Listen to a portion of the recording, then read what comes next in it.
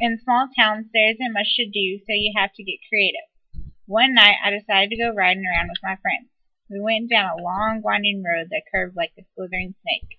My music was slamming through the speakers, making the car shake like an old bridge. I was used to being in trouble, but nothing like this had ever happened to me before, and it was serious.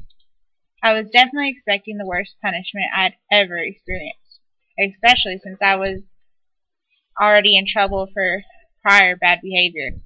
Just like always, someone suddenly turned the music down to talk. So I looked back, and as I turned back around, I saw something come into the view of my headlights.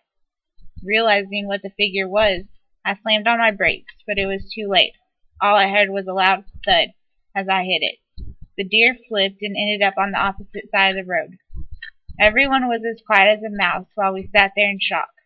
We all figured the deer was dead, so someone in the back seat got out and looked at my car in the dark. When he returned, all he said was, "It's good, man, let's go."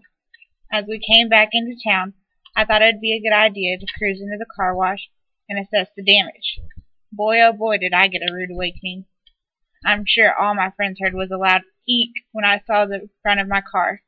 It was crumpled up like a piece of paper. The fear was body slamming me to the ground. My mind is a machine built for making up stories, so it began to sift through ideas for an elaborate lie to tell my mother, who I knew would be steaming mad.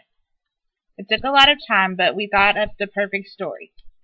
I drove to Allsup's, avoiding main roads and cops, so I could pick up my cousin Christina, whom I had to fill in on the story. Luckily, she agreed to help me. She got off work, and we took my friends home, then called my mother, who was at work, and pretended to be frantic about hitting the deer. My mother was so horrified, she started rambling about all the things she wanted me to do. Following my mother's plan of action, we went to the scene of the incident, and to our surprise, the deer wasn't dead. It looked up at us as we drove up, and my heart sank like a 20-pound weight in a pool. We had to find someone to put the poor thing out of its misery, and after we did, I couldn't watch them do it. I already felt so terrible. From that night on, I made sure to avoid the road and drive even more careful at night, and I hope nothing like that ever happens again.